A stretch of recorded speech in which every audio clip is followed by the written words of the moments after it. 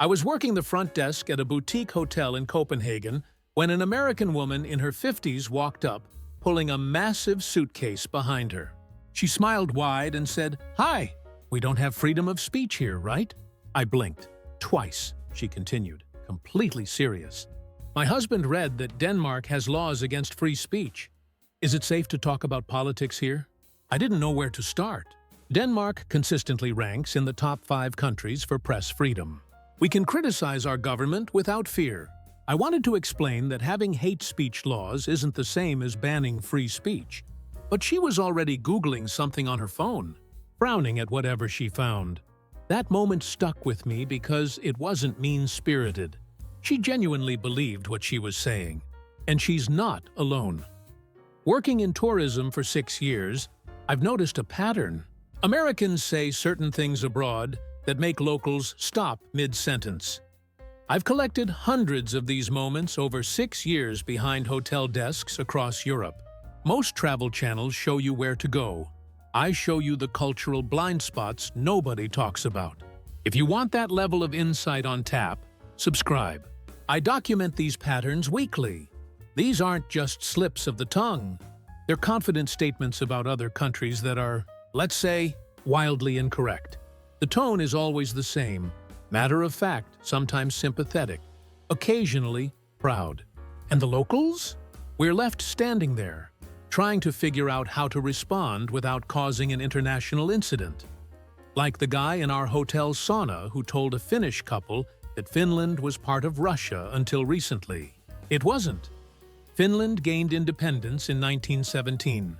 Or the college student in our breakfast room who insisted that Europeans don't have washing machines. She'd seen a laundromat in Paris and assumed that's how everyone did laundry. My coworker, who literally had a washing machine in his apartment 3 blocks away, just nodded politely. Then there was the businessman from Texas, who asked if we accepted real money when I told him we don't take US dollars. He held up a $20 bill like it was a universal currency. When I explained we use Danish kroner, he seemed genuinely confused about why a country would have its own money. But that was just the beginning. Because once you start noticing these moments, you realize they happen everywhere. In restaurants, museums, train stations, grocery stores, different countries, same confident declarations, same awkward silence that follows. My cousin works as a pharmacist in Amsterdam. Last March, an American woman came in asking for Tylenol. Standard request. Tourists ask for it all the time. My cousin showed her the paracetamol section, explained it's the same active ingredient, just a different brand name. The woman stared at the boxes. "But you don't have real Tylenol?" "This is the same medication," my cousin said. "Paracetamol. It's actually what Tylenol contains." The woman picked up a box, squinted at it, put it down. "In America, we have Tylenol. I don't understand why you wouldn't have it here." She said it like my cousin was personally responsible for the absence of a specific American brand in the Netherlands. My cousin explained again. Same drug, different packaging, works exactly the same way. The woman left without buying anything. 20 minutes later, she came back and bought 3 boxes of paracetamol. She didn't say anything, just paid and walked out. A few months ago, I had a similar experience at our hotel. An American couple in their 30s came down for breakfast around 9 on a Saturday morning. The husband looked around the breakfast buffet, walked to the front desk, and asked me, "Do you guys not have freedom of choice here?" I thought he was joking. He wasn't. "There's no bacon," he explained. "No sausage, no real breakfast meat. Is that a law here or something?" We did have breakfast meat. We had 3 types of Danish cold cuts, smoked salmon and herring. Just not American-style bacon and sausage links. I pointed this out. "Right, but like normal breakfast food," he said. "Do Danish people not eat breakfast?" His wife looked embarrassed. She grabbed a plate and started filling it with cheese and rye bread. He stood there for another minute before following her, still looking confused about the lack of bacon. The thing is, this happens constantly with food. Americans assume their version of things is the default. And when they don't find it, They think the country just doesn't have that concept. My friend Astrid works at a cafe in Stockholm. An American student studied abroad there last fall. One afternoon, she ordered coffee and asked, "Why don't Swedish people believe in iced coffee?" Astrid pointed to the menu. They had 3 types of iced coffee. "No, I mean like real iced coffee," the student said. "Like from Starbucks. I read that Scandinavians don't drink cold beverages." Astrid, who was literally holding an iced latte she'd made for another customer, didn't know how to respond. Sweden has its own coffee culture. They invented something called Kalles caviar, which involves eating cold fish paste from a tube on toast. Cold beverages aren't foreign to them, the student kept talking. "I think it's because of the climate. You guys probably need hot drinks to stay warm." It was August. It was 75 degrees outside. Last summer, an American family stayed at our hotel for a week. The daughter, maybe 14 years old, asked me on their 3rd day, "Is it true that Europeans don't have air conditioning because of climate change beliefs?" I looked outside. It was drizzling. It was 62 degrees. It was June in Copenhagen. "We don't have air conditioning in many buildings because we don't usually need it," I explained. "Our summers are mild. Most days are like today." She nodded slowly, like I'd confirmed something. "Right. But if you wanted it, would the government let you have it?" "Yes," I said. "People with medical needs have it. Some modern buildings have it. It's just not standard because it's expensive and unnecessary most of the year." "That's so sad," she said. Then she went back to her family. Her dad came down an hour later and bought a small desk fan from the convenience store across the street for a room that was already 68 degrees. He set it up, pointing directly at his bed. I could hear it humming through the wall when I did my evening rounds. The most baffling one happened in September. A retired American couple checked in for 4 nights. The husband asked me, "What do Danish people do for Thanksgiving?" "We don't celebrate Thanksgiving," I said. "That's an American holiday," he frowned. "Right, but like, what do you do instead? Do you have a harvest festival or something?" "Not really," I said. "We have other holidays, Christmas, Easter, Constitution Day, but nothing for giving thanks." He seemed genuinely concerned. "That's really sad. Everyone should have a day to be grateful." His wife touched his arm. "Honey, it's their country." "I know," he said. "I just think they're missing out." I didn't mention that Danish people can be grateful without a designated national holiday, or that most countries don't celebrate Thanksgiving because it's specifically about American colonial history. I just smiled and handed them their room keys. They left a 5-star review that mentioned how quaint it was that Denmark didn't have major holidays. My friend Marco works as a tour guide in Prague. He leads walking tours through the Old Town, pointing out medieval architecture and telling stories about Czech history. Last April, he had an American couple in their 40s on his tour. Everything was normal until they reached Wenceslas Square. The husband stopped walking. "Wait, people can just drink alcohol outside here?" Marco looked where he was pointing. A group of locals sat on the steps of the National Museum, sharing beers in the afternoon sun. It was a Friday. The weather was nice, yes, Marco said. It's allowed in most public spaces. "That would never fly in America," the husband said. "We have open container laws. Public drinking is illegal." "Different countries have different laws," Marco said, trying to move the tour along. The wife chimed in. "Isn't that dangerous? Don't people get drunk and cause problems?" Marco has lived in Prague his entire life. He's seen exactly 2 public disturbances related to alcohol, both involving British stag parties, not locals having a casual beer. "Not really," he said. "Most people are responsible about it." The husband shook his head. "In America, we'd never allow that. Too much liability." The irony, Marco told me later, is that America has higher rates of alcohol-related incidents than the Czech Republic. But he didn't mention that. He just continued the tour. My coworker Sana had a similar experience at our hotel last November. An American businessman checked in for a conference. He came down to breakfast the next morning and saw Danish parents having beer with their morning buffet. It was Sunday.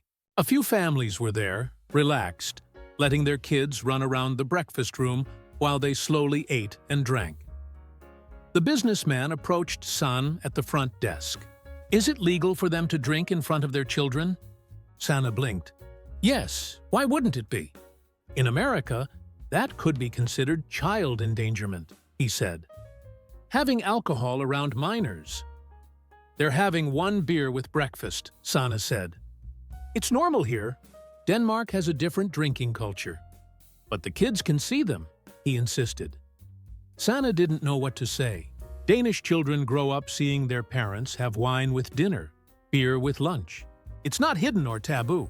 Studies show Denmark has lower rates of teen alcohol abuse than the US, possibly because there's less forbidden fruit appeal.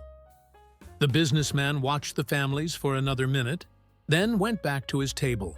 He didn't seem satisfied with the explanation. "I've heard variations of this dozens of times. Americans point at something perfectly legal in Europe and declare it would be completely illegal back home. Sometimes they're right. Often they're exaggerating or misunderstanding the local context, like the college student from California who told me Denmark's bicycle culture would be impossible in America because of helmet laws. Denmark doesn't require helmets for adults. Neither do most European countries." She seemed shocked. "You can just ride without a helmet?" she asked. "What if you fall?" "That's your choice to make," I said. "Some people wear them, some don't." "That's so dangerous," she said. "America would never allow that level of personal freedom." I didn't point out the irony of calling mandatory helmet laws a restriction on freedom while framing the lack of them as dangerous. I just nodded. Last June, an American family with 2 teenagers stayed at the hotel. The dad went for a run one morning and came back looking bothered. He found me in the lobby. "I just saw a woman breastfeeding on a park bench," he said. "Is that allowed here?" "Yes," I said. "Why wouldn't it be? In America, that would cause a scene," he said. "People would call the police. There are laws about public decency." "Breastfeeding isn't indecent," I said. "It's feeding a baby." He shifted uncomfortably. "I just think there should be private spaces for that." It made me uncomfortable. His daughter, maybe 16, rolled her eyes from across the lobby. I pretended not to notice. The weirdest one came from a woman in her 20s who stayed at the hotel during a music festival. She came back from the festival grounds around midnight, stopped at the front desk and said, "I need to report a crime." My heart jumped. "What happened?" "There were people doing drugs at the festival," she said. "Just out in the open. Security didn't stop them." "What kind of drugs?" I asked, reaching for the phone. "Marijuana," she said. "Like a lot of people. Just smoking it." I put the phone down. That's not illegal in Denmark." "Well, technically it is, but small amounts for personal use are decriminalized. Police don't usually intervene at festivals." She stared at me. "So you're just okay with people doing drugs?" "It's not about being okay with it," I said. "It's about having different priorities for law enforcement. Denmark focuses on harm reduction rather than criminalization." "That would never work in America," she said. "We have a zero-tolerance policy." I thought about the American opioid crisis, but didn't mention it. She went to her room, still looking disturbed. The next morning, she checked out early. Her review mentioned feeling unsafe due to local drug culture. The festival she attended had 0 incidents that weekend. My brother-in-law teaches high school history in Rotterdam. Last spring, he had an American exchange teacher shadow his class for a week. The exchange teacher seemed nice enough, friendly, curious, eager to learn about the Dutch education system. Then they covered World War II. My brother-in-law was discussing the Dutch resistance movement, the February strike of 1941, the thousands of Dutch citizens who hid Jewish families despite the risk. Important history, heavy topic. The American teacher raised his hand. "You know, we saved you guys during the war." The classroom went silent. My brother-in-law chose his words carefully. America's involvement in the war was crucial. The liberation of the Netherlands in 1945 was right, the American interrupted. You'd all be speaking German if it wasn't for us. One of the students, a kid named Willem, spoke up.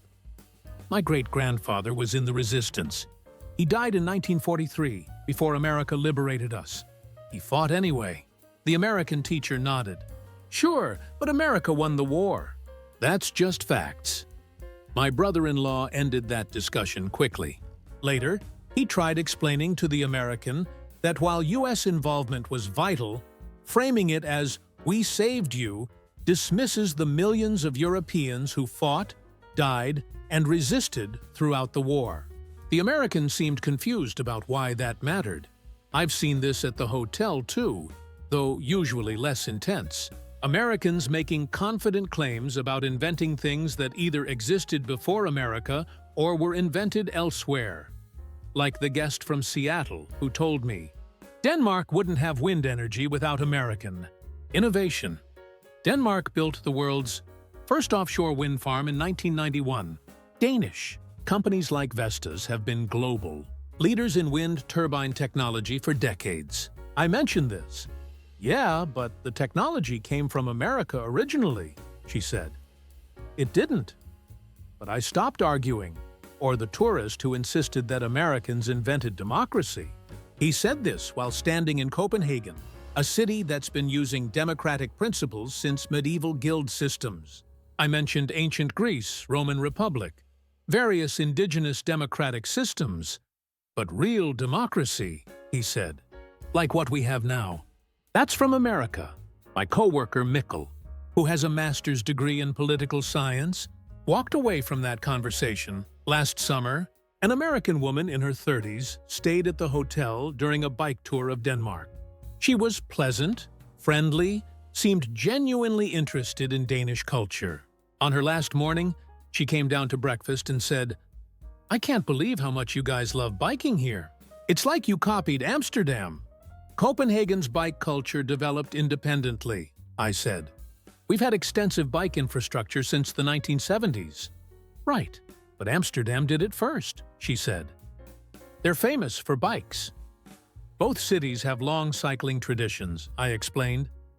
They developed differently based on local needs. She seemed skeptical. I'm pretty sure Amsterdam invented the bike lane. She didn't. Pierre Lallemant invented the bicycle in France. The first bike lanes appeared in various cities around the same time. Copenhagen and Amsterdam both developed their cycling infrastructure through local urban planning decisions, not copying each other. But I was tired. I just nodded. The strangest claim came from a college student last October. He was studying abroad in Denmark for a semester. Smart kid, generally respectful, interested in learning. One evening, he came to the front desk to ask about Danish food recommendations. I suggested several restaurants, traditional Danish places, modern Nordic cuisine spots, some fusion options. Cool, he said. So when did Denmark start having restaurants? Was that after World War II? I stared at him. What? I just mean when did the restaurant industry come here? He asked. Was it an American influence? Restaurants have existed in Europe for centuries, I said. France has restaurants dating back to the 1700s. Denmark's had restaurants for over 200 years. He looked surprised. Really? I thought restaurants were an American thing that spread globally after the war. I didn't know where to begin. The concept of restaurants predates the United States. The word restaurant is French. European cafes and taverns served food for centuries before America existed. No, I said simply. Restaurants are not an American invention. Huh, he said. I guess I should have paid more attention in history class. At least he was willing to learn. The most frustrating version of this happened with an American couple in their 50s who stayed at the hotel for 2 weeks. They were traveling through Europe, doing the classic tourist route. Paris, Amsterdam, Copenhagen, Berlin. The husband loved telling anyone who would listen about American exceptionalism. Not in a political way, just in casual conversation. Americans did this first. America has the best version of that. America leads the world in whatever topic came up. One morning at breakfast, he started talking about Danish pastries. "These are good," he said, holding up a piece of wienerbröd. "Not as good as American Danish pastries, but good." The Danish couple at the next table looked over. "These are actual Danish pastries," I said. "Made in Denmark, using traditional Danish recipes." "Right," he said. "But the American version is more refined. We perfected the recipe." The Danish man at the next table opened his mouth, closed it, and went back to his coffee. That's the thing about these conversations. It's not that Americans are trying to be offensive.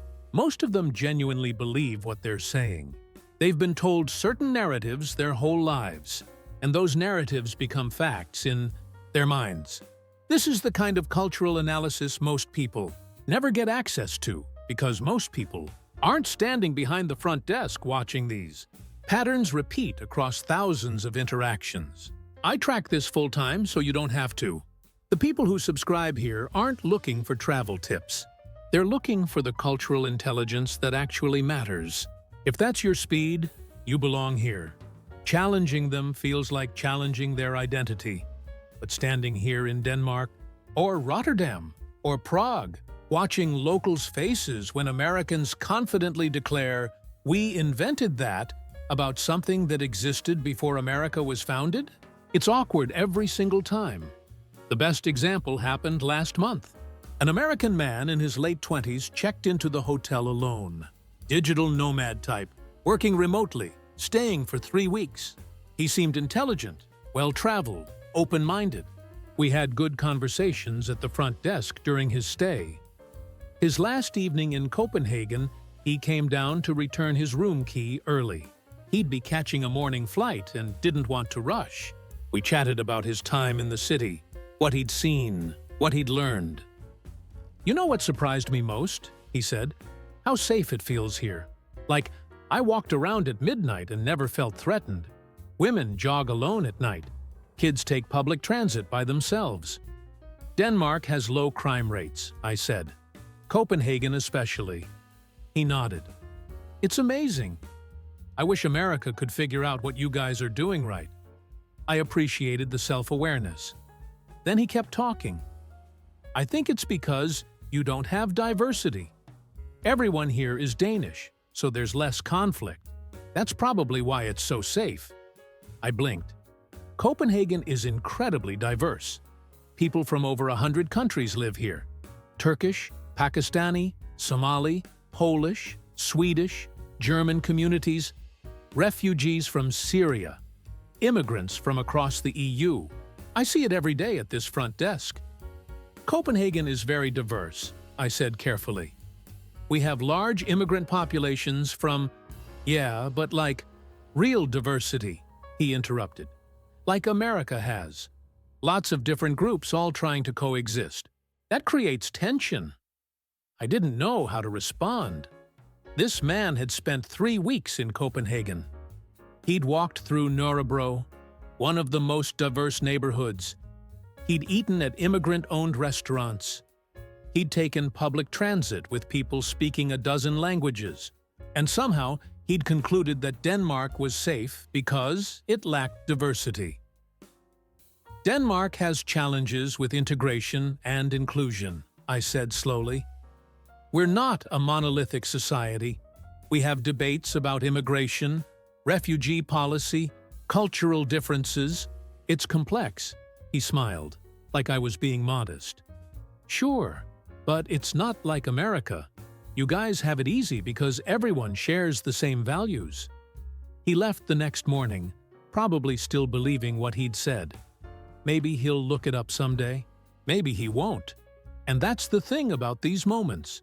Americans say these things, confident declarations about other countries, comparisons that don't hold up, assumptions presented as facts, and they get dragged every time. Not loudly, not publicly, just quiet corrections from locals who are tired of explaining. The stories never stop coming. Different cities, different contexts, same pattern. Americans arriving with preset ideas about the rest of the world. Ideas that crumble the moment they encounter reality. Most adjust. Some learn. A few double down. And we're all here, working front desks and giving tours and serving tables, watching it happen again and again, wondering what they're teaching in American schools that makes so many people so confident about things they've never actually checked. If you've watched this far, you're clearly not here for surface-level travel content. You want the behind-the-scenes reality, the cultural friction points nobody else documents. I publish this standard of ground-level observation every single week. Subscribing doesn't help me. It helps you not miss the next time I decode a pattern everyone else is too polite to name. That's the offer.